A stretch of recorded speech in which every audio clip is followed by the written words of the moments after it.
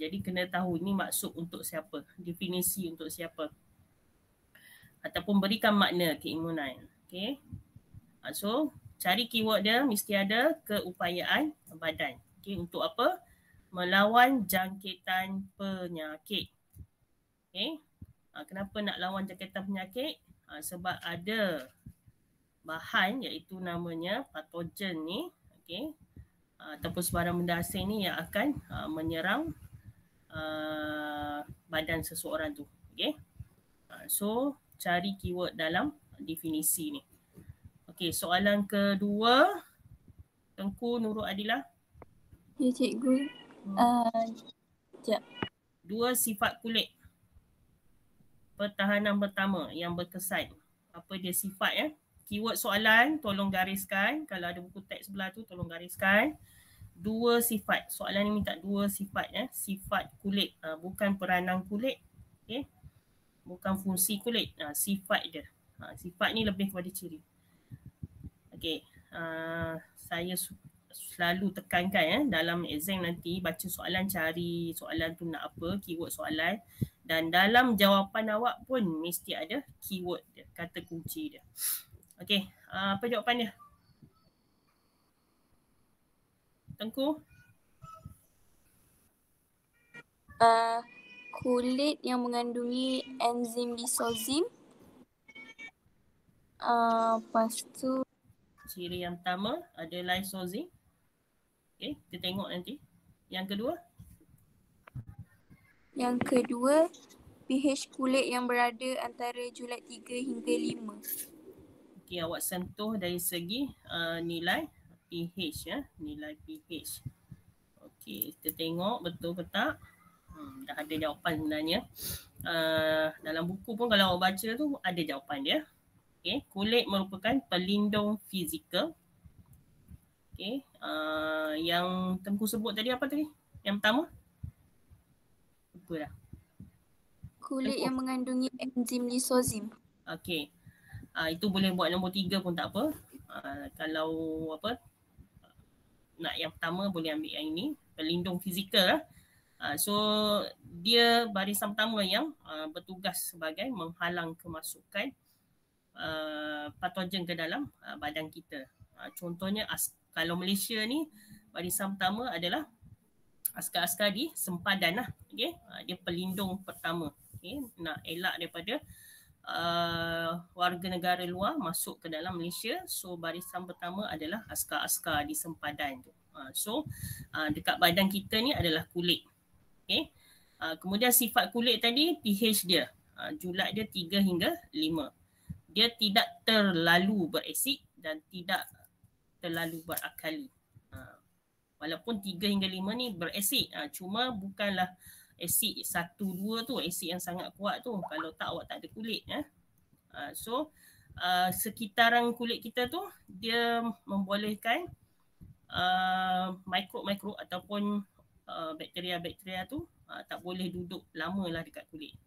Kecuali terdapatnya perubahan akan berlaku bila adanya bakteria yang sangat-sangat berbahaya, and then kulit seseorang tu sensitif. Contohnya kulit sensitif terhadap eczema, alahan kulit eczema, alahan dengan habuk dan sebagainya, dia suka menggaru tu. So dia akan membuka ruang kepada mikrob daripada persekitaran tu duduk dekat kulit dia. Okay. Dan satu lagi ada bakteria yang baik iaitu kita namakan normal flora. Saya dah sebut sebelum ni, itu memang dah sedia ada pada bahagian kulit, yang mana dia sejenis mikrob yang sesuai untuk melindungi kulit. Tugas dia melindungi kulit, bukannya mikrob yang memusnahkan kulit ya. Normal flora nama dia. Okay. Di setiap bahagian kulit atas tu ada pada setiap orang. Okey, soalan ketiga, Sumaya. Soalan ketiga, sekejap. Bagaimanakah sel fagosit bertindak memusnahkan patogen? Selepas benteng barisan pertama. Sumaya ada? Ada cikgu. Sel fagosit menjalankan proses fagositosis dengan mengepung memerangkap dan mencernakan patogen. Okey, dia kepung dan memerangkap. Okey. Dan akhirnya dia akan mencernakan patogen tu. Ini proses So dia tanya bagaimana. Dan akhir sekali dia akan singkirkan. Kita dah tengok minggu lepas dia antara antigen. Macam orang buang macam manusia lah buang air besar kan. Dah makan dah kenyang, kepung, perangkap and then cernakan patogen tu. Kalau manusia makan telang, telan dalam perut tu, so perut akan cernakan patogen. Konsep dia, cara dia lebih kurang sama macam kita makan makanan. Cuma ini untuk sel fagosit. Dan boleh tambah, siapa yang dia betul-betul faham, dia boleh tambah lagi belakang tu. Akhirnya cebisan-cebisan patogen tadi akan disingkirkan keluar pada proses ke akhir. So yang ini jawapan macam ni pun dah dapat 2-3 markah. Kemudian akhir sekali bezakan antara antigen dan antibody. Ini boleh bagi jawapan yang penuh lah. Awak ambil je apa dia antigen, benda asing, bahan asing, berjaya. Ini semua definisi lah. Bezakan. Ini contoh, tak perlu buat jadual. Ini yang saya kata jawapan struktur yang awak perlu jawab dalam bentuk perenggan pendek. 3 baris cukup. Tak perlu bandingkan guna jadual antigen sebelah sini, antibody sebelah sini. Tak perlu. Buat ayat ya. So bagi definisi je. Sebab dia nak satu je beza. Dia tak sebut dia nak berapa. Jadi kalau macam ni biasanya bagi satu perbezaan sahaja. Dan jangan pula jawab terlalu ringkas ya. Sebab dia definisi ni. Melibatkan definisi perbezaan antara antigen dengan antibody. Di mana dihasilkan, dia wujud sebagai apa. Seterusnya hari ni kita tengok tindakan antibody. Yang akan bentang adalah Anur Anur ada? Ada cikgu. Dah ready dah? Dah. So saya tutup yang ni dulu. Sebelum tu saya nak sentuh sikit tentang silibus ya, sebab ada yang bertanya. Silibus awak sampai bab 15. Sekarang nak habis, insyaAllah kita habiskan hari ni bab 11. Jadi ada 12, 13, 14, 15, ada 4 bab lagi.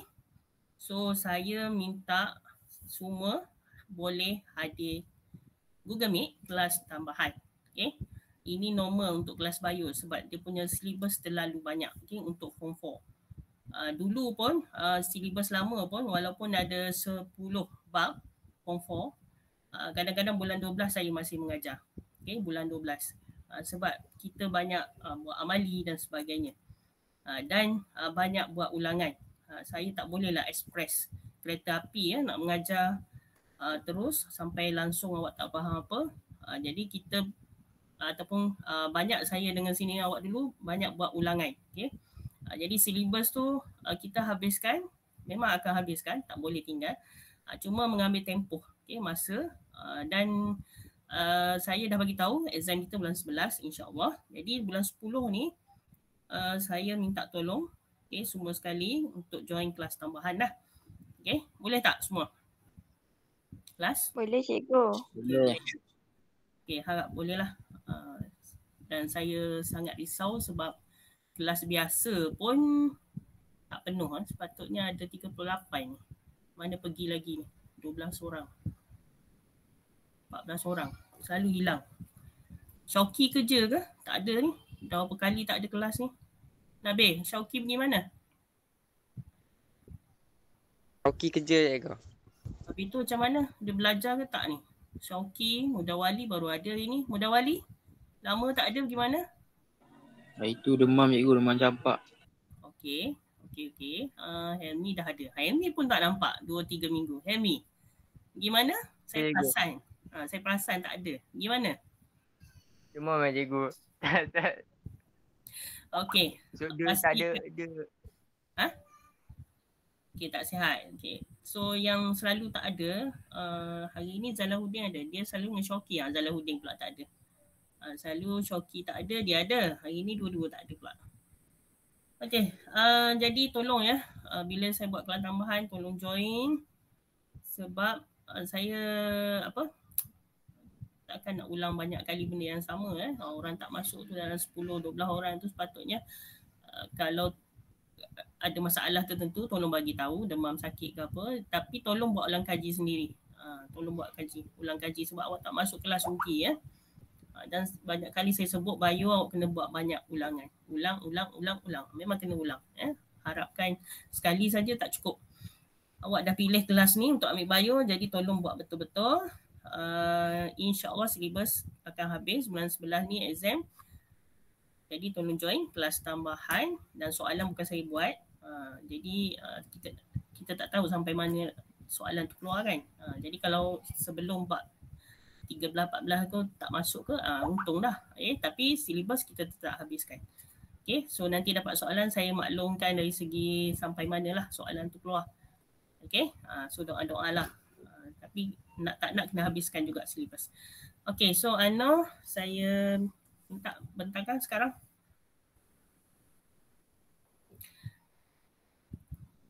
Untuk siapa ni? Idea lah. Kejap lagi saya sentuh. Idea ada soalan tapi saya tak jawab lagi dalam Telegram sebab saya nak jawab soalan tu dalam kelas ni. Soalan dia penting lah untuk semua orang tahu. Okay, Idea? Idea ada tak? Boleh ya Idea? Boleh ke? Ada pun. Jadi semua orang kena tahu soalan Idea ni, jawapan dia. Okay. Ana mana? Okay, silakan.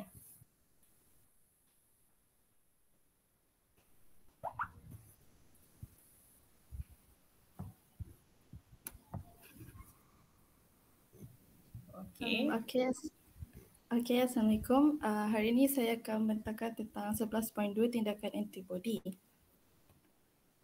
Antigen dimusnahkan oleh antibody melalui beberapa mekanisme iaitu pengaglutinan, peneutralan, pemendakan, pengopsoninan dan penguraian.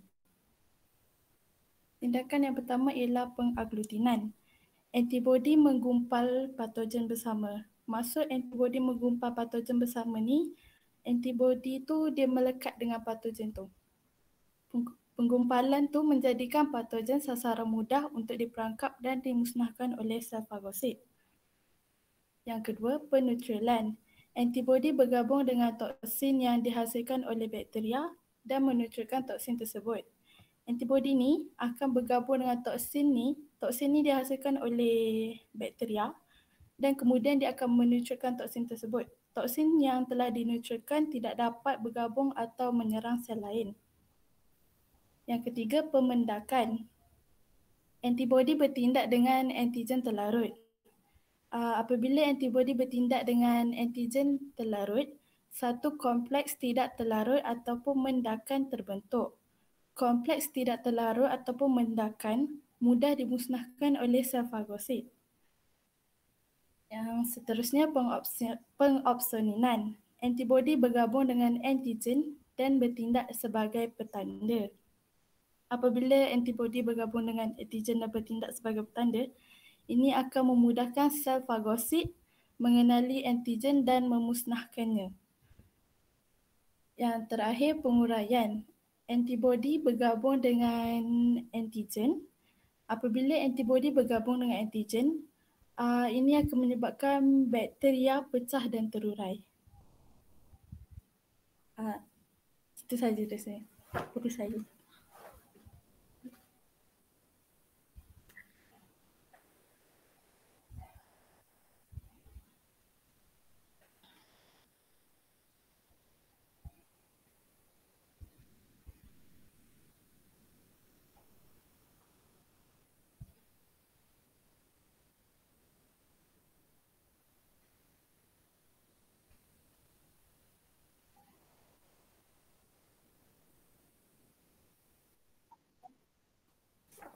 Sorry, lupa dah. Okay, ada 5 tu tindakan ataupun mekanisme. Ada soalan? Ada macam biasa, saya tanya. Kejap, mana nama-nama ni? Okay, Rukayah.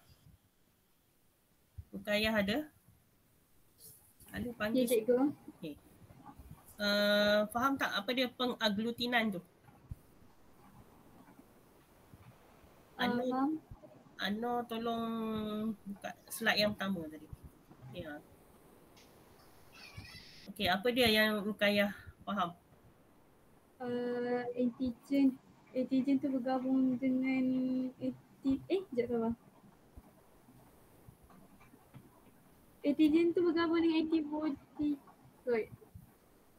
Antigen bergabung dengan antibody. Dia Terangkan balik. Pengaglutinan ni antibody dia menggumpal patogen bersama. Maksudnya macam antibody ni dia melekat dengan patogen tu.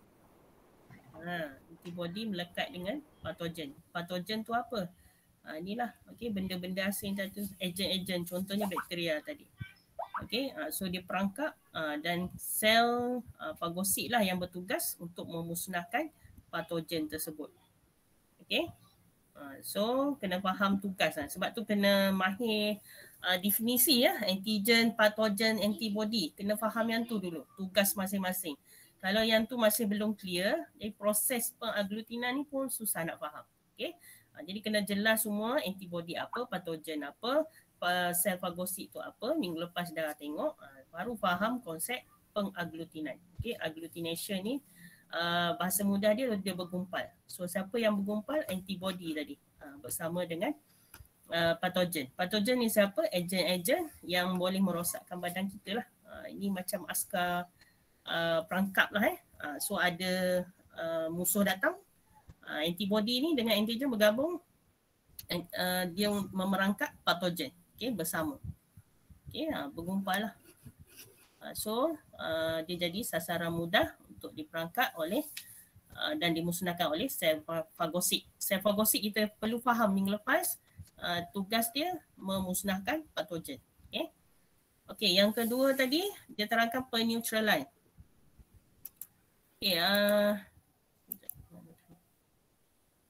Syirah, mana Syirah? Peneutralan tu apa? Syirah Nur Ashikin. Nurul Adila. Kadang-kadang ambil masa menunggu ni. Kena cepat. Jangan buang masa. Nur Fatin. Ya cikgu. Okey. Antibody ni akan bergabung dengan toksin untuk menetralkan toksin tu. Toksin yang dihasilkan oleh bakteria. Okey. So bakteria ni dia ada cara hidup dia. Okey, fahamlah tu. Okey. So cara hidup dia ni dia boleh keluarkan toksin. Kalau badan kita banyak toksin tu maksudnya setengah-tengah tempat kawasan badan kita tu ada bakteria dan sebagainya kalau kita dapat penyakit-penyakit tertentu. Tapi kita dalam badan kita ada antibody. Jadi antibody ni akan bertugas untuk melawan toksin tadi. So bila dia melawan tu dia boleh neutralkan toksin yang keluar daripada bakteria tadi ataupun virus dan sebagainya. Sebarang patogen lah. So ada toksin keluar, toksin tadi, antibody akan neutralkan. Maksudnya badan kita selamat lah sebab ada antibody ni. Ini sebenarnya yang menunjukkan situasi setengah bakteria atau virus. Kepentingan sistem imun, sistem pertahanan badan kita. So antibody seseorang itulah yang akan menentukan dia boleh lawan atau tidak segala patogen yang masuk dalam badan dia. So kalau antibody seseorang tu rendah, dia ada penyakit keturunan sebagainya, contoh leukemia dan sebagainya, antibody memang rendah lah. Jadi bila dapat bakteria yang berbahaya, fungus berbahaya masuk dalam badan dia, antibody rendah, so susah untuk lawan. Jadi tak ada proses peneutralan ni, tak akan berlaku dan dia mudah dapat penyakit. Sebab tu selalu orang sebut bergantung kepada antibody seseorang. Contoh terdekat corona sekarang ni lah. Saya tak nak sentuh lagi. Banyak lagi ni. Yang ketiga, pemendakan. Syirah ada mic. Masalah mic. Syari. Ya cikgu. Pemendakan. Pemendakan ni antibody yang bertindak dengan antigen terlarut untuk membentuk suatu kompleks yang tidak larut atau pemendakan. dia akan mudah dimusnahkan oleh sel fagosit. Ada beza tak dengan yang awal tadi, pemendakan dengan aglutinan? Ada. So cara dia mendakkan molekul antigen. Okay, pemendakan lah. So dia bergantung kepada jenis bakteria. So ada setengah bakteria antigen tadi akan mendak bersama dengan antibody ni. Okay, dia melibatkan larutan lah. Ada yang larut dan ada yang tidak larut. Tapi yang pasti dia akan dimusnahkan. Okay, patogen ni akan dimusnahkan oleh siapa? Sel fagosit. Cuma kaedah saja dia menggunakan kaedah pemendakan. Contoh kalau askar dia nak apa? Askar di lautan marine, askar marine tu di laut tu, okey, dia tak nak bagi nelayan warga luar masuk perairan Malaysia. So marine tadi duduk menyelam lah, tak bagi nampak lah contohnya. Dia mendak duduk dalam air tu, tak bagi nampak. Tapi sampai ke tempat kapal nelayan tu ke contohnya, so dia akan dimusnahkan lah. Askar marine tadi akan tangkap lah kan nelayan tu. Tapi yang ini dia akan dimusnahkan oleh sel fagosit tadi. Fahamkan pendakan. Okey, Anor. Ada soalan? Tak ada nak? Tak ada. Tak ada. Okey, tak apa. Nohani. Next, yang keempat. Pengopsoninan. Ini yang mungkin perkataan baru bagi awak.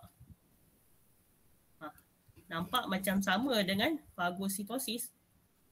Cuma mekanisme, term sahaja. Okay, nama je berbeza. Apa dia Nohani? Maksud pengopsoninan. Pengopsoninan ni dia antibody bergabung dengan antigen sebab bertindak sebagai petanda. So sel fagosit tu boleh mengenali antigen dan memusnahkannya. Okay, so opsonin. Ini sebenarnya dari kataan bahasa Inggeris saya rasa ditukar bahasa jadi Melayu menjadi pengopsoninan. Ini lebih kepada merujuk pada bakteria yang dah masuk sebelum ni, kemudian masuk lagi tapi sudah dikenal oleh sel fagosit. Okay, dan akhirnya dimusnahkanlah.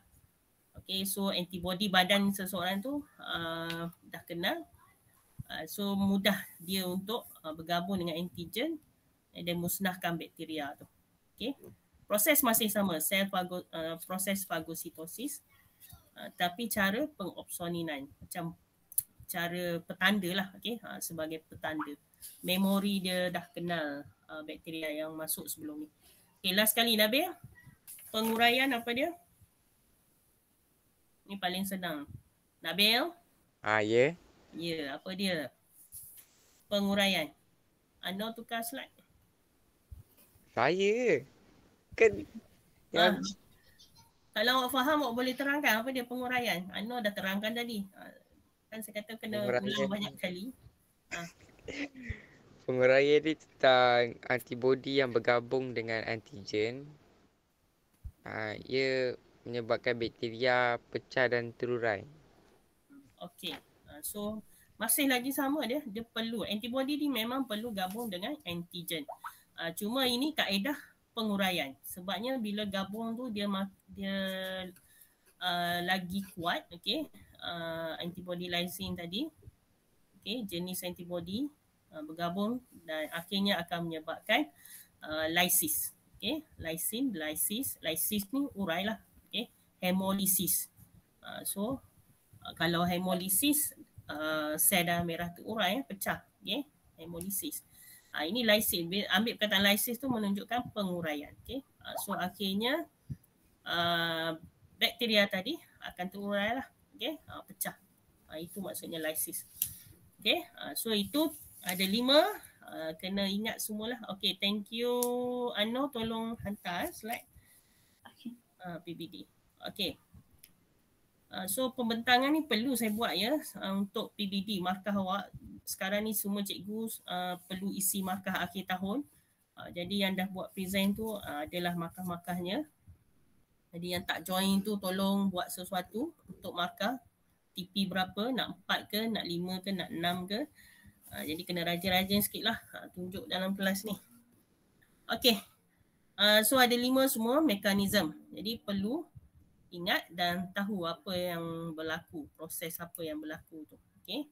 Soalan mungkin minta berikan mekanisme tindakan bagi setiap bagi antibody. Okay. Okay. Kemudian saya nak minta ulang balik 5 tu apa? Nur Atirah Natasha. Ulang mekanisme dia ada 5 tadi. Apa dia yang pertama? Atirah Natasha. Ya cikgu. Pengagglutinan, penutrilan, pemendakan, pengopsoninan dengan penguraian. Macam mana nak ingat agak-agaknya?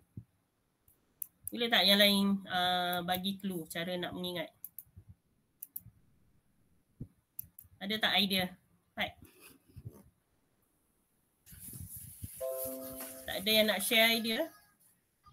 Kalau 5P boleh cikgu? Macam mana? 5P. Okey, boleh. Tak ada masalah.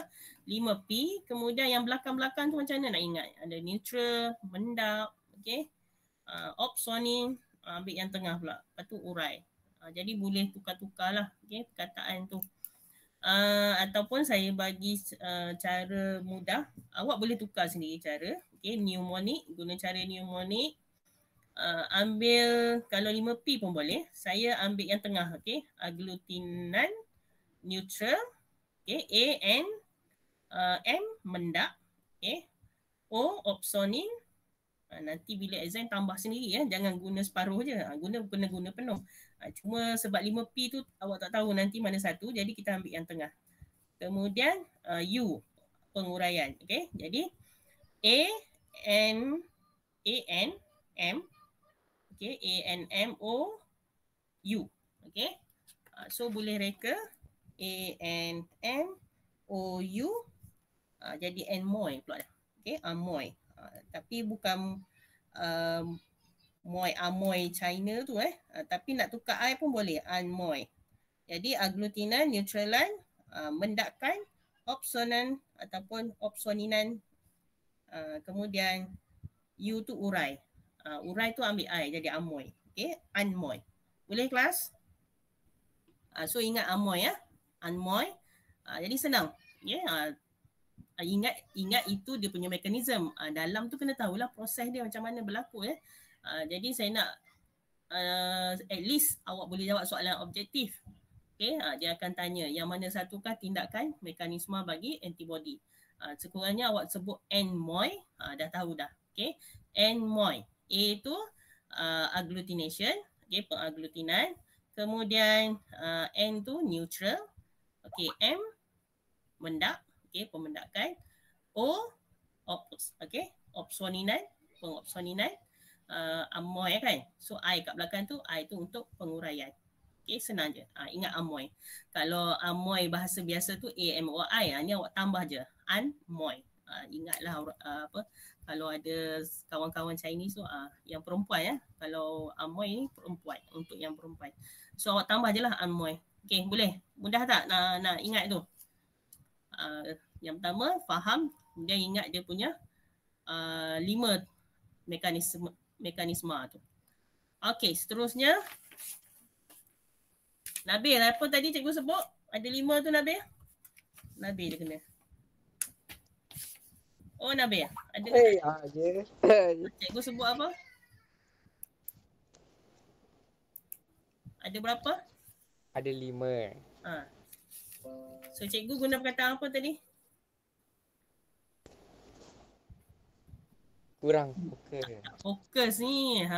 Siapa ingat cikgu sebut apa tadi? Hello? Amoy. Amoy. Mudah lah tu. Senang je. Amoy. Amoy. Ingat. Amoy. Cari makhluk Amoy yang Nabi ni. Okay. A. Lagi sekali. Nak ingatkan. Okay. A. Agglutina. N. Neutral. M. Mendap.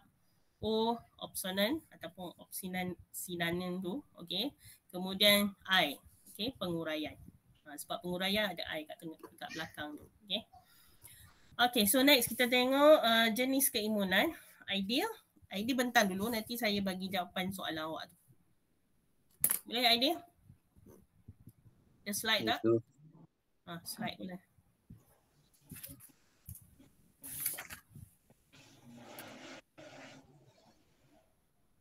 Okey. Boleh besarkan? Tak boleh. Boleh. Tu boleh. Terbalikkan pun. Boleh tadi ada besar sikit lah daripada yang ni. Tak awak buat tadi. Mana? Oh. Ciknya. Okey. Bagi dulu jenis-jenis keimunan. Cerita daripada awal. Jenis-jenis keimunan ada dua. Keimunan aktif dan keimunan pasif. Keimunan aktif bermakna maksud sel limfosit menghasilkan antibodinya sendiri sebagai gerak balas terhadap rangsangan oleh antigen. Keimunan pasif pula badan menerima antibodi daripada sumber luar. Kedua-dua jenis keimunan ni ada dua jenis lagi, iaitu aktif semula jadi dan secara buatan. Keimunan aktif dapat diperoleh setelah sembuh daripada penyakit. Keimunan aktif semula jadi diperoleh setelah sembuh daripada penyakit. Manakala keimunan aktif buatan diperoleh setelah mendapat suntikan vaksin.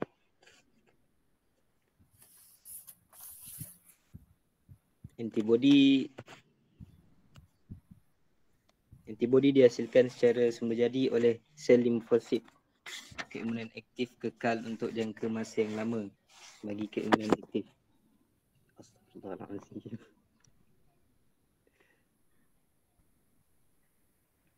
Keimunan aktif semula jadi. Apabila seseorang dijangkiti patogen, sel-sel limfositnya akan menghasilkan antibodi sebagai gerak balas terhadap antigen. Apabila individu berkenaan telah sembuh, dia dikatakan memperoleh keimunan kekal terhadap penyakit tersebut. Sekiranya individu yang sama diserang sekali lagi oleh patogen yang sama, sel limfosit yang menyimpan memori tentang patogen tersebut, iaitu sel memori, akan menghasilkan antibodi dengan cepat untuk bertindak. Okey. Contoh penyakit macam demam campak. Bila seorang dah kena sekali, dah tak akan kena lah lepas tu. Okey. Keimunan aktif buatan pula bertujuan untuk melindungi diri daripada dijangkiti penyakit yang sangat berjangkit. Seseorang individu boleh diimunkan terhadap penyakit tersebut dengan proses imunisasi. Imunisasi bermaksud merangsang keimunan terhadap penyakit tertentu melalui suntikan vaksin. Vaksin ialah ampaian patogen yang lemah, mati atau tidak virulen. Virulen ni maksudnya macam ganas. Okey, tidak ganas lah. Apabila vaksin disuntik ke dalam badan, vaksin akan merangsang sel limfosit untuk menghasilkan antibodi menentang patogen. Suntikan vaksin yang pertama biasanya menyebabkan penghasilan aras antibodi yang rendah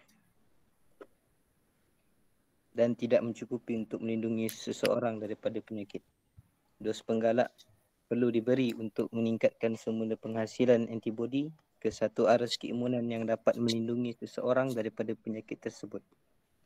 Sekiranya individu tersebut dijangkiti patogen yang sebenar, sel limfosit dapat menghasilkan antibodi yang cukup dan dapat bertindak dengan serta-merta untuk musnahkan patogen tersebut. Contoh vaksin ialah vaksin SARS untuk penyakit poliomyelitis, vaksin BCG untuk penyakit TB, vaksin HPV untuk penyakit kanser cervix. Okey, lagi? Kat sini kita tengok graf tentang keimunan aktif buatan.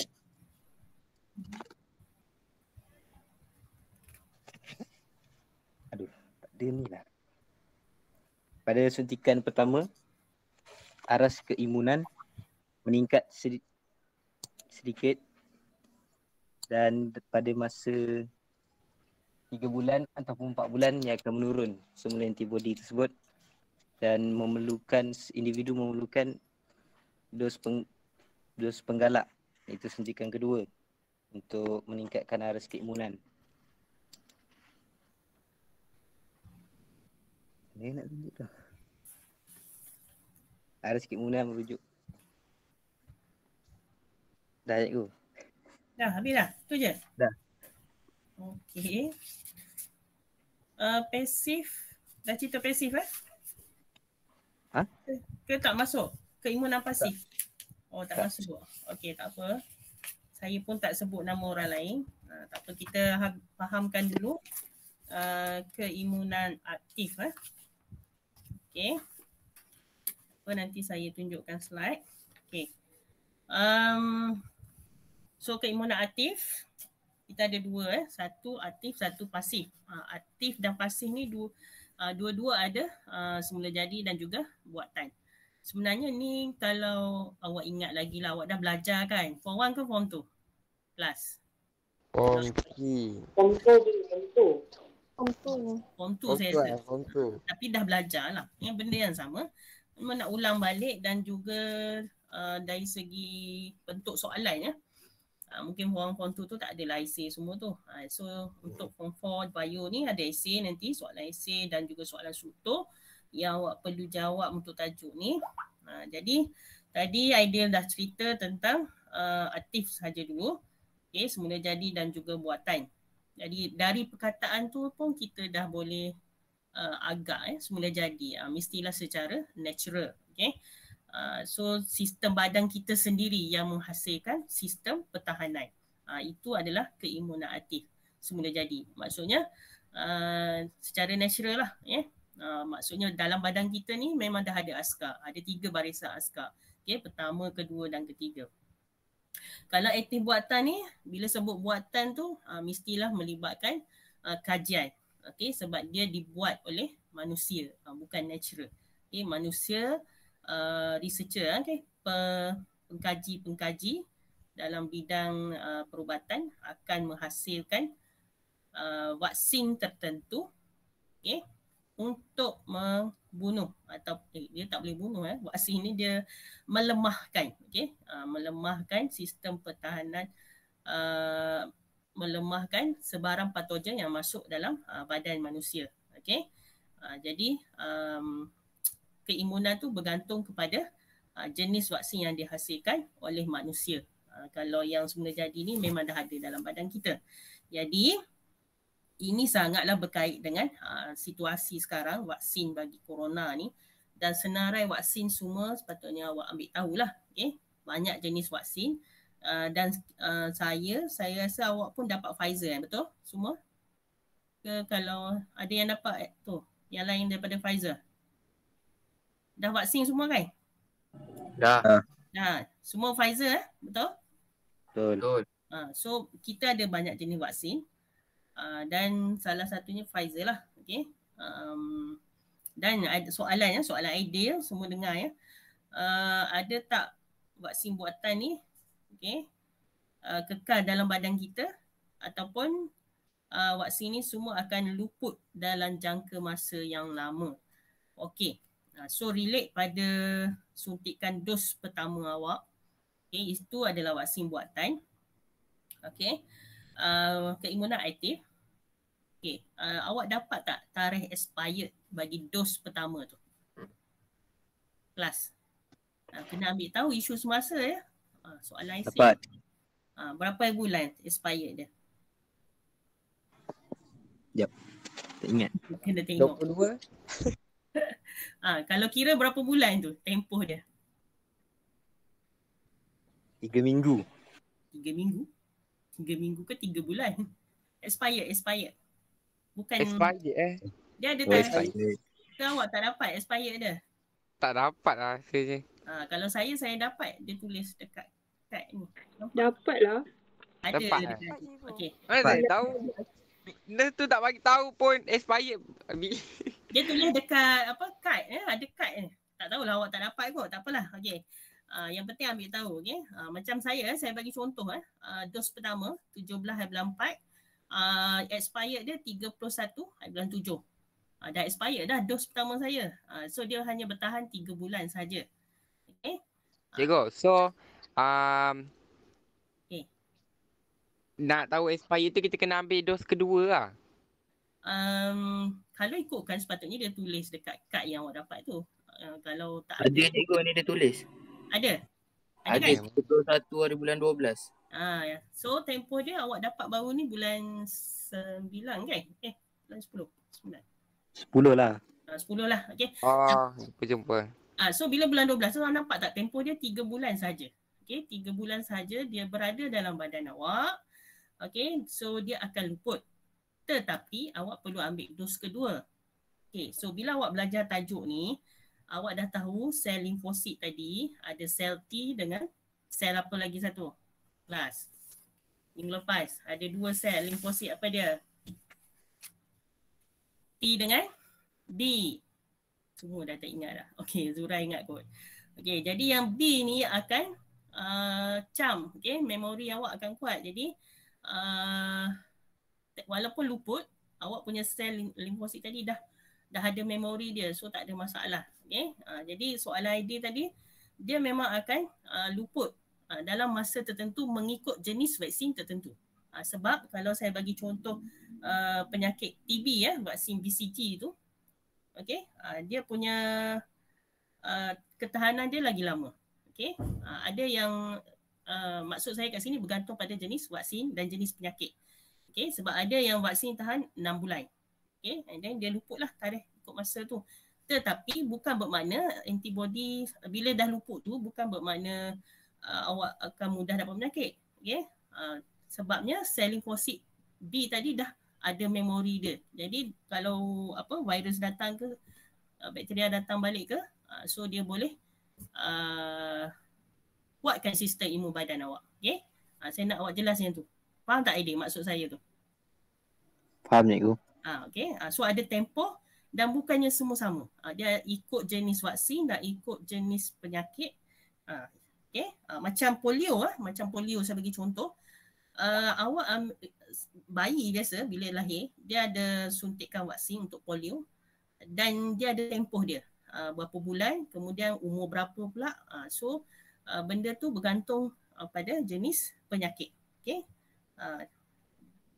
maksudnya kalau soalan awak kata adakah ianya kekal dalam badan, bukan vaksin tu yang kekal tapi sel limfosit B tu yang dah ada memori. Okey, contoh ni sini kalau saya ada buat pencarian ni, analog dia sama dengan macam awak belajar. Okey, persamaan dia macam awak belajar. Okey, kalau awak belajar, kalau nak bagi kukuh kefahaman awak ni tentang satu-satu subjek tu, okey, awak perlu buat ulang kaji banyak kali. Okey, bila banyak kali baru awak boleh jawab exam. Bayangkan awak nak exam esok, awak tak baca langsung. Awak dengar cikgu mengajar je yang sebelum-sebelum ni. Awak tak buat ulang kaji langsung. Boleh jawab tak? Jawab. So sama juga dengan limfosit tadi, sel limfosit. Okey, mula-mula yang T tadi kenal, yang B tadi dah ada memori tu. So sama dengan cara awak belajar. Bila dah ada memori, dia akan ingat virus yang datang tu. So badan awak, sistem badan awak akan membunuh ataupun mengenal pasti virus yang datang tadi. Okey, jadi sistem badan awak akan semakin kuat. Okey, macam saya dos kedua pun dah expired. Dos kedua saya 10 bulan 5 dah expired 31 bulan 8. Okey, jadi kalau katakanlah saya kena, bukan minta ya, kalau terkena lah corona ni. Okay. So sel limfosit B saya dah cam. Okay, virus yang datang tu, so dia boleh block daripada peringkat awal lagi dia boleh block. Contohnya dekat hidung ni dia dah block. Maksudnya dia tak bagi virus tu terus masuk ke saluran pernafasan. Sebab dia dah tahu virus yang masuk tu adalah berbahaya, dia dah kenal. Jadi sistem badan saya boleh cover. Okay, so insya-Allah selamatlah. Okay, so dia vaksin ni nak menguatkan sistem pertahanan badan kita. Okay, yang kita dah belajar ada 3 barisan pertahanan. Okay, so saya harap menjawab soalan Aidil dan semua yang lain harap faham lah. Okay. So vaksin ni dia ada jangka masa tempoh dia tapi dah dikenal oleh sel limfosit kita. Ada tadi Aidil sebut dos penggalak ya. Tadi baru saya tengok berita untuk vaksin Pfizer digalakkan. Okay, dia tak paksa tapi yang dah terima vaksin Pfizer dengan lengkap, ada lagi satu vaksin tu dia sebut saya tak ingat dah. Okay, tapi yang Pfizer saya ingat sebab saya pun Pfizer kan. Jadi dia showkan okay, ambil dos penggalak. Okay, sebab kita faham dos penggalak tu untuk meningkatkan semula penghasilan antibody. Tapi yang menteri tadi kata dia tak paksa lah. Okay, maksudnya dos penggalak ni dia galakkan bagi frontliner dengan warga tua. Okay, biasanya yang muda-muda ni antibody kuat, so tak ada masalah lah. Okay. Okay, so harap semua sel limfosit boleh bertugas dengan cekap lah untuk menghasilkan antibody yang mencukupi dalam badan kita semua ni. Okay, seterusnya kita tengok keimunan pasif. Okay, tengok slide saya. Okay. Apa dia keimunan pasif? Tadi aktif. Alamak, dah hilang pula dah. Okay, tak apa, sekejap.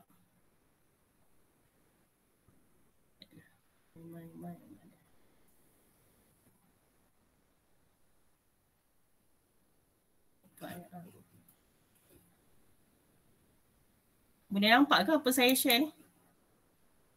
Dia tengah cari. Nampak Nampak. Okey, tak apa. Sekejap. Okey, dia. Okey, keimunan pasif pun sama. Ada dua iaitu semula jadi dan juga buatan. Okey, sepatutnya tadi Bioskor 206, 207 muka surat tu awak dah siapkan ya. Sebab ada apa yang Aidil cerita tadi dengan Anur, jawapan dah ada semua tadi. Kalau tak perasan, tak isi lagi, awak boleh rujuk ke teks. Jadi kita nak pergi laju, jadi saya Bioskor tu saya minta awak siapkan dulu. Okay, sendiri. Nanti kita bincang bila dah habis semua. Okay, so ini pasif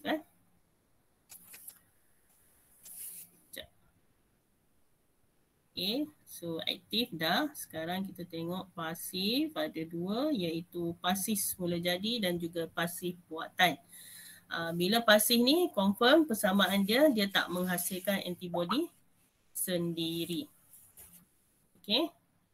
So bezakan dengan yang tadi tu. Yang tadi dia semula jadi yang aktif dia secara semula jadi oleh sel limfosit. Okay, so antibody ni diperolehi daripada sumber luar. Tidak kekal lama dan hanya memberi perlindungan serta-merta jangka pendek dan sementara sahaja. Okay, so beza dengan yang aktif tadi. Okay, perlindungan serta-merta dan sementara. Itu kena faham lah.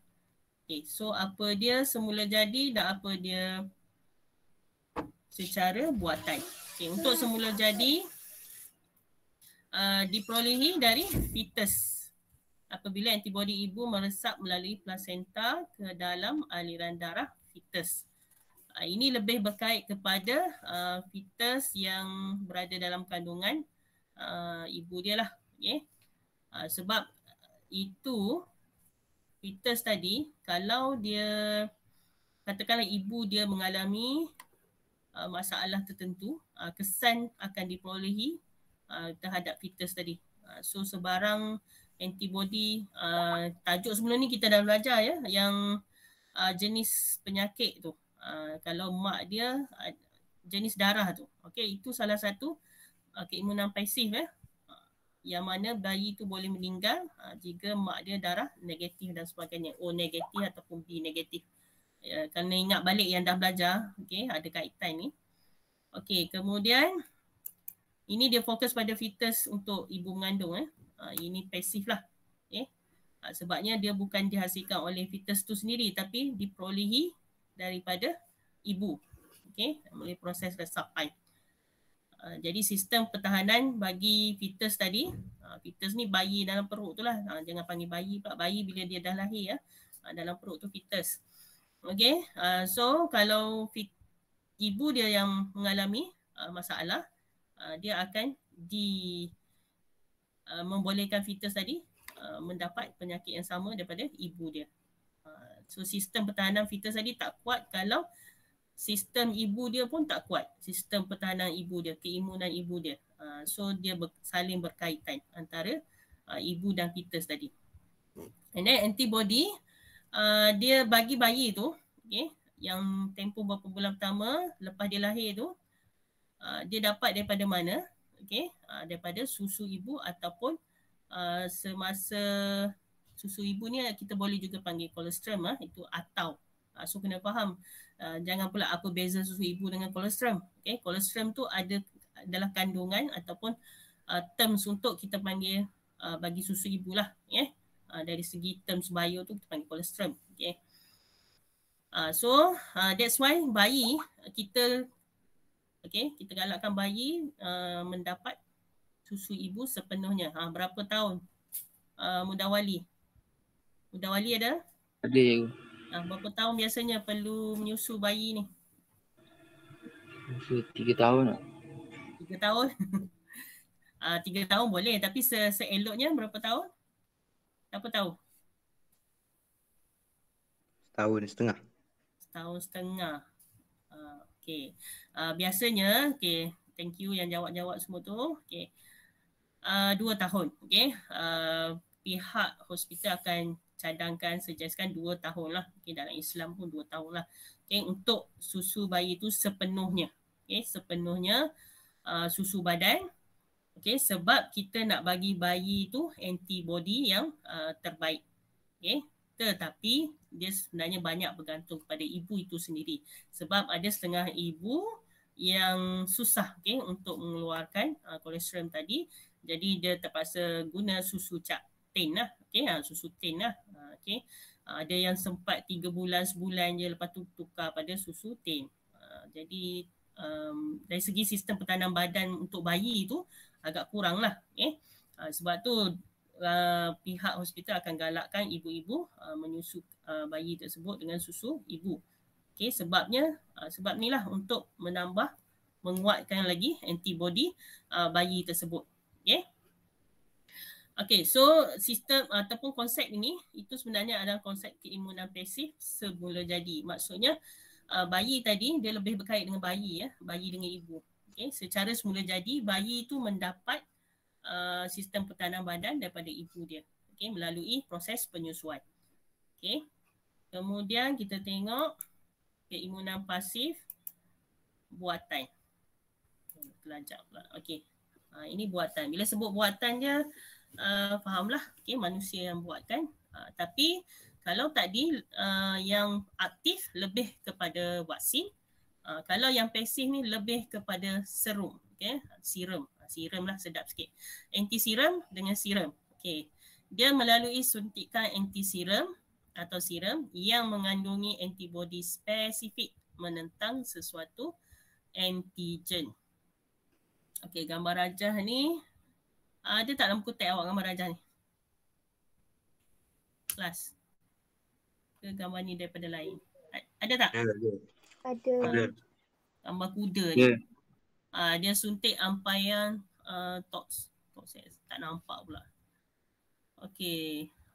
Tetanus untuk mengelakkan tetanus pada kuda ni, dia buat uji kaji ya. Suntik dulu pada kuda. Kemudian dia ambil serum tadi, anti-tetanus tadi, daripada serum kuda tadi dipekatkan dan ditulingkan. Barulah disuntik ke dalam individu yang berisiko tinggi untuk mendapat penyakit. Penyakit apa tu kelas? Bawah tu tak nampak pula. Cuba tengok Azura. Berisiko tinggi mendapat penyakit tetanus. Okey. Penyakit tetanus ni kalau suka Google awak boleh tengok dia punya struktur badan tu boleh melengkung. So tak semua orang lah mendapat suntikan ni. Jadi untuk mengelakkan dia mendapat penyakit tetanus ni, anti-tetanus ni, kita suntik dia dengan anti-serum ni. Ini yang kadang-kadang menjadi isu. Ada setengah orang tak nak ambil vaksin ataupun serum ni sebab inilah dia was-was dari mana serum ataupun vaksin tadi. Tapi saya tak nak sentuh vaksin lah sebab ni tajuk untuk serum. Serum ni adalah plasma darah tanpa fibrinogen. Plasma darah tanpa fibrinogen. Dalam bioskor tu ada. Sebab awak kena ingat dalam darah ada plasma darah, ada platelet, ada sel darah merah, ada sel darah putih. Jadi plasma darah tadi yang sebagai medium untuk pergerakan platelet SDM, SDP tu, dalam tu ada fibrinogen. Tajuk sebelum ni pun dah belajar fibrinogen tu macam mana bentuk dia. Dia macam pukat jaringan tu. So untuk serum ni, dia adalah plasma darah tanpa fibrinogen. Maksudnya dah kosong lah, tak ada. Cara dia dapatkan serum ni daripada makmal, dia menggunakan alat pengempar. Alat tu boleh tengok bioskor 208 tu. Kat makmal hospital kita panggil centrifuge. Sama je. Centrifuge ni alat pengempar. Kelajuannya sangat tinggi ya. Sebab bila kita letak test tube tu dalam alat tu, bila dia berpusing, dia boleh mengasingkan bahagian plasma darah dengan dia punya cecair yang sel darah merah. Kemudian plasma darah tu di atas. So yang bawah tu sel darah merah dan sebagainya. Jadi alat pengempar ni, centrifuge tadi tu boleh mengasingkan serum dan juga anti-serum tadi. Anti-serum pula adalah plasma darah yang mengandungi antibody. So dalam plasma darah tu sebenarnya dia bendalih plasma darah adalah bendalih. Dalam tu ada fibrinogen, ada antibody. Jadi yang tak ada fibrinogen serum. Faham kan? Yang tak ada fibrinogen adalah serum. Yang plasma darah ada antibody adalah anti-serum. Boleh ya? Pegang tu, fahamkan tu. Serum dengan anti-serum tu benda yang berbeza. Serum tanpa fibrinogen, plasma and then anti-serum, plasma darah ada antibody. So kalau nak senang ingat, antibody tu anti-serum lah. Ataupun anti-serum tu ada antibody. Dalam plasma darah tu ada antibody. Barulah tak tertukar. So apa yang berlaku, lagi sekali saya ulang, keimunan pasif buatan ni melalui suntikan anti-serum. So kena faham, anti-serum tadi adalah plasma darah yang mengandungi antibody. Yang spesifik untuk menentang sesuatu antigen. So dalam anti-serum tadi ada antibody kan. So suntikan anti-serum memberi perlindungan segera tetapi untuk jangka masa yang pendek saja. Maksudnya dia tak tahan lama lah. Contoh anti-tetanus, anti-rabies dan anti-serum terhadap bisa ular. Siapa tahu anti-serum daripada bisa ular ni? Tak apa, tukar soalan nanti. Saya cerita je lah. Anti-serum bisa ular ni selalunya awak boleh lihat kalau dalam rancangan saintis ataupun sebagainya tu, dia buka mulut ular tu, bisa ular tu dia akan ambil untuk dijadikan sebagai anti-serum. So anti-serum adalah plasma darah ada antibody. Jadi dia ambil daripada ular tadi. Bisa ular tu ada antibody ya. So dia nak rawat orang yang terkena gigitan tu, ular tadi. So dia cover dengan anti-serum tadi. Barulah orang yang kena gigit ular tu, bisa tu, dia boleh neutralkan. So ada kebaikan dia. Ular ni walaupun berbahaya, tapi dia punya bisa tu kalau dapat ambil, dia boleh dijadikan anti-serum kepada orang yang terkena gigitan bisa ular tadi. Jadi dia lawan balik lah. So saya harap awak faham lah tu. Boleh ya kelas? Macam yang kuda ni pun dia ambil daripada kuda ni. So jadilah anti-tetanus. Anti-serum tu namanya anti-tetanus. Okay, cucuk balik dekat manusia yang berisiko untuk mendapat penyakit tetanus. Boleh Nabil ya? Nabil ya? Orang lain? Helmi boleh? Boleh Okay, cikgu. Helmi. Boleh cikgu. Lepas ni kena baca lagi. Tak boleh tengok sekali je, lepas tu dengar tak dengar je. Tu yang bahaya tu. Kena ulang banyak kali. Okay, so soalan esei 10 markah. Awak perlu bezakan antara aktif buatan dengan pasif buatan untuk jenis keimunan apa. So baca soalan lah. Okay, soalan ni boleh dipelbagaikan. So kalau dia minta keimunan pasif, jawablah keimunan pasif. Kalau keimunan aktif, okay, jawablah keimunan aktif. Dan kalau yang ini tentang buatan, okay, keimunan buatan tapi aktif satu, pasif satu. So dia tak cerita pasal semula jadi. Okay, kalau yang ini boleh nampak dengan jelas lagi ya bila bandingkan. Sebab ini semua buatan tangan manusia di makmal. Okay. Sekarang ni kebanyakan negara dah buat research, nak keluarkan vaksin masing-masing ya. Negara masing-masing cuba nak keluarkan vaksin sendiri, termasuklah Malaysia. Jadi sekarang ni ada yang tengah dibuat lagi, tak keluar lagi. Jadi untuk bidang sains memang dia akan sentiasa ada perubahan sebab adanya penyakit-penyakit baru, jadi akan adanya research yang berterusan. Okay, so siapa minat bidang penyelidikan bolehlah join bidang ni lah. Okay. So persamaan kita tengok aktif dengan pasif ni bagi buatan, okay, confirm lah untuk melindungi badan daripada jangkitan penyakit, dan dia melibatkan dua benda penting interaksi iaitu antibody dengan antigen. Mesti spesifik. Okay, baru boleh kuatkan sistem imun badan. Okay, so kita tengok sumber dia. Apa dia kalau buat aktif. Okay, ni beza dia. So jangan sekalikan pula benda yang berbeza ni. Vaksin lain, anti-serum lain. Okay, so vaksin aktif, anti-serum pasif. Dan yang ini senang nak ingat, sebenarnya dia hanya berkait dengan penyakit tertentu sahaja, antibody sahaja. Okay, antibody yang spesifik. Tapi untuk aktif, dia adalah vaksin, okay, yang diambil daripada ejen-ejen yang lemah, yang dimatikan ataupun yang tidak berbahaya, tidak virulen. Okay. Ini yang membuatkan setengah orang was-was. Okay. Sebab kalau dia tak tahu vaksin tu dari mana, dia terus direct kata daripada haiwan-haiwan yang yang tidak sepatutnya. Jadi sebenarnya kena cari ilmu, tamat ilmu sebenarnya vaksin tu daripada mana, punca dia, ada banyak punca dia daripada, tapi selalunya bukanlah diambil direct daripada haiwan-haiwan yang tak dibenarkan tu. Okay. Kebanyakannya kalau Pfizer tadi daripada bakteria yang dilemahkan. Ada vaksin yang AstraZeneca ke apa daripada mRNA. Ini bidang genetik .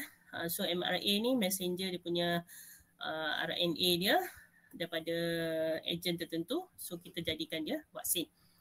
So banyak sumber. Ini semua memerlukan pembacaan awak, tapi untuk exam boleh guna yang ini saja, tak perlu detail. Nak detail nanti dekat universiti. Okay. Jadi untuk SPM berikan perbezaan. Okay, bahan yang disuntik adalah patogen yang dilemahkan, mati atau yang tidak berbahaya ataupun tidak virulen.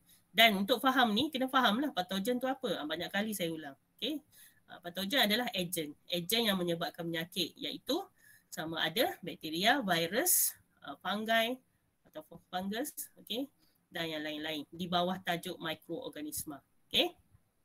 So kita suntiklah vaksin tadi. Kemudian yang pasif tadi, okay, daripada anti-serum, okay, yang mengandungi antibody yang spesifik. Lagi sekali saya highlightkan, gariskan, tolong faham, anti-serum adalah plasma darah yang mengandungi antibody. Okay, serum yang mengandungi antibody spesifik. Okay, sebab saya tak nak awak tertukar dengan serum. Serum tadi dah sebut iaitu plasma darah tanpa fibrinogen. Itu tak masuk kat sini. Okay, dia fokus pada anti-serum untuk pasif ni. Okay, kemudian aktif kita untuk cegah lah. Okay, contoh Yang senang nak ingat, awak fahamkan contoh corona je lah. Okay? Virus corona ni lebih kepada vaksin iaitu keimunan aktif buatan. Okay, tapi untuk vaksin buatan, sekiranya perlindungan serta-merta diperlukan. Ini yang jangka masa pendek lah. Okay, kesan kesan untuk aktif ni lambat, tidak memberi perlindungan serta-merta. Maksudnya, that's why kalau dapat first dose, second dose tidak dibenarkan lagi pergi ke tempat-tempat terbuka. Okay? Sebabnya dia perlu masa untuk sesuaikan diri. Itu banyak kali Menteri Kesihatan cakap, okay? Ataupun pengarah kesihatan bagi tahu, at least 2 minggu. Macam awak dah ambil minggu lepas, okay? At least 2 minggu baru vaksin tadi boleh sesuaikan diri dalam badan kita. That's why ada yang duk pegang kes-kes ambil vaksin pun meninggal. Itu select dari segi pegangan lah. Maksudnya benda ni kita suntik bukannya terus kita kuat ya. Hari ni suntik, esok terus kuat. Tak ada. Okay? Dia perlukan masa. Okay? Macam kita lah juga dihantar ke negara-negara luar. Nak sesuaikan diri dengan environment kat situ. So ambil masa. Kita daripada cuaca yang macam ni, pergi hantar dekat padang pasir sana. Okay? Nak survive tu perlukan masa. So sama dengan vaksin untuk corona ni. At least 2 minggu barulah betul-betul badan awak ni boleh okay, sesuaikan. Okay? Ataupun vaksin tadi boleh sesuaikan dengan badan awak. Dia dah boleh bertugas dengan baik. Okay? Itu maksudnya. Jadi janganlah pegang pada isu-isu yang dah 2 dos pun meninggal. Itu kena tambah ilmu lagi. Okay? Yang betul-betul dah meninggal tu dah sampai masa lah. Itu kena apa? Fikir dari segi situlah pula ya. Sampai masa dia. Okay? Jadi kita kena tengok dari segi kuantiti. Okay? Jangan tengok yang kuantiti yang rendah berbanding kuantiti yang lebih tinggi. Yang tinggi tu kita tengok. Maksudnya lebih ramai yang dah divaksin ni, lebih ramai yang sihat. Okay? Yang boleh hadapi corona ni. Okay? Dan sampai satu masa nanti kita akan jadi, situasi negara kita ni jadi endemik. So kita hidup bersama corona. So kena fahamlah endemik tu apa. Okay? Hidup bersama corona macam kes-kes denggi. Okay? Sebenarnya kes denggi pun membahaya. Cuma orang duk nampak virus corona ni. Sebab awak tahu denggi juga boleh membunuh. Okay?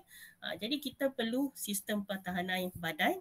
Jadi untuk corona ni nak hidup bersama corona ni, kenalah ambil vaksin untuk kuatkan sistem pertahanan badan kita. Okay? So ayat ni kena fahamlah, tidak memberi perlindungan serta-merta. Ambil masa, ambil tempoh dia. Okay? Tapi untuk vaksin buatan, dia perlindungan serta-merta sebab dia jangka masa pendek je. Okay, kemudian dah habis masa. Dengar lagi ke tak ni? Ke dah hilang dah semua? Kelas, ada lagi tak? Dengar. Dengar, jangan tutup mata. Tutup mata, buka telinga ya. Okey. Sikit lagi saya berikan ni. Tempoh keimunan kekal untuk tempoh masa yang lama. Ada 3 bulan, 6 bulan. Okey. Tapi ingat sel limfosit B dah ada kerja dia. Okey, memori dia dah ada. Okey, kemudian yang pasif sementara lah, tidak kekal lama. Okey, cara suntikan sebelum dijangkiti, yes. Okey, macam corona ni. Cerita corona lah senang awak faham. Sebelum kena kita cucuk vaksin dulu. Okey, jadi bila dah kena tu, bagi yang dah ada pengalaman, dia dah ambil 2 dos. Kemudian dah lebih daripada 2 minggu, dah lebih sebulan. Lepas tu dia demam and then sistem tu dah berfungsi. Maksudnya dia demam pun dia cepat pulih. Okay? Dia tak akan, virus tu tak akan sempat sampai ke paru-paru. Sampai kat hidung je, dia hilang je dia rasa. Ni stage 1 lah biasanya kalau dah ambil dos ni. Okay? And then dia dalam masa 5 hari, 7 hari dia dah okey dah. Okay? Tak ada masalah insyaAllah. Okay? Okay, so masa suntikan untuk anti-serum, sekiranya terdapat risiko tinggi, suntikan diberi tersedia sekiranya terdapat risiko tinggi ya. So maksudnya ini depend pada individu tu. Okay, dia ada penyakit apa, then doktor check dulu, okay, diagnose dulu, barulah suntikan yang akan diberi. Bukan boleh beri sebarangan lah. Okay. Okay, kalau yang vaksin ni dia kalau dah jadi pandemik, Okay, macam sekarang ni biasanya akan diberi secara beramai-ramai lah ya. Macam yang ini dia kena scan dulu, yang pasif ni. Kena diagnose, check dulu dia ada sakit apa dan sebagainya, baru boleh tentukan jenis suntikan anti-serum tu. Okay, last sekali, aktif buatan. Okay, dihasilkan sendiri oleh sel limfosit. Okay, sangat penting sel limfosit ni. Sel limfosit T dan juga B. Sel B adalah untuk memori. Jadi aktif buatan, awak ingatlah tugas sel limfosit ni. Kemudian untuk pasif buatan, dia lebih kepada antibody daripada serum. Okay, ingat anti-serum, antibody. Okay, itu pasif. Okay. Okay, so saya rasa saya stop sini dulu. Disambung, jangan risau. Jangan risau lah. Dan untuk elakkan awak risau tu, tolonglah study dahulu sementara belum habis ni. Bab 1 hingga 10 tu dah patutnya awak dah cover lah. Jangan tunggu habis syllabus. Tunggu habis syllabus cikgu baru nak study. Itu dah buang masa namanya. Okay, jadi study dulu yang bab 1 hingga 10 tu betul-betul hadam. Jadi bab 11 hingga 15 ni boleh cover nanti bila dah habis. Jadi tak payahlah nak menunggu sampai habis dulu baru nak ulang kaji. Itu lambat lah namanya. Okay. So saya harap awak buat semua ulang kaji. Jadi untuk next class kita dah habis sistem keimunan ni termasuk 11.4 keimunan manusia. Nak habis hari ni tak sempat tapi tak apa. Kita buat kelas nanti. Nak berjumpa bila tak tahu. Okey, siapa nak bentang 11.4? Ada tak? Volunteer? Kalau nak markah PBD? Yang belum tu? Kelas. Cepat, budak lelaki Zohor awal ni. Siapa nak bentang 11.4? Helmi lah. Selalu tak ada ni. Helmi boleh? InsyaAllah ke. Okey, Helmi 11.4. Dia kena ada persediaan lah. Okay, hari Rabu ni ya. Helmi, kemudian 12.1 Mudawali le. Kawan-kawan awak semua dah bentang ya. Sebahagiannya. 12.1 komponen dalam koordinasi manusia ya. Kemudian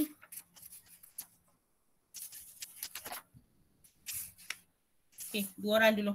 Lain nanti saya teruskan. Okey, itu saja. Ada soalan tak? Ada soalan tak kelas? Tak ada. Tak ada. Baca walas. Helmi pula.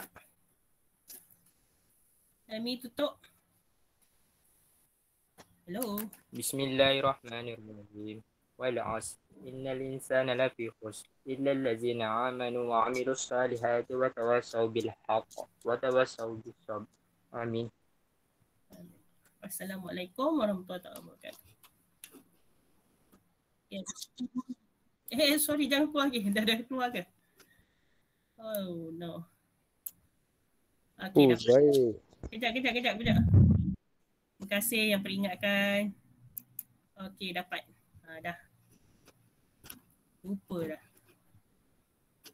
Okey, so ada berapa orang ni? Ramai. 29, manalah lagi ni. Patutnya 30. Okey dah. Assalamualaikum warahmatullahi. Boleh pergi solat yang lelaki tu. Sekarang surau masjid dah ada buka semua. Tak lepas. Tak lepas. Okey. Kena halau. Tak cukup umur. Okey. Pakcik tu dah yakin lah saya masuk sekali. Dia tanya berapa sutikan. Tak jadi lah. Yelah, vaksin awak baru 1. Lepas ni boleh dah 2 nanti. Bila yang kedua bila Nabil? Yang kedua 22 bulan 10. 22 bulan 10 21. 21. Lupa. Hari apa? Alamak. Hari Khamis. Tak apa. Hari Khamis tak ada bio. Boleh. Jangan hari Jumaat tak masuk kelas sudah. Ya. Nanti saya bersiaran langsung dari sekolah.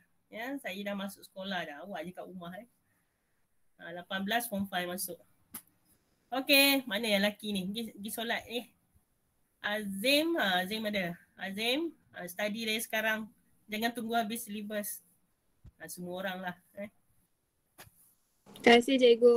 Okey. Terima kasih cikgu. Terima kasih cikgu. Terima kasih cikgu.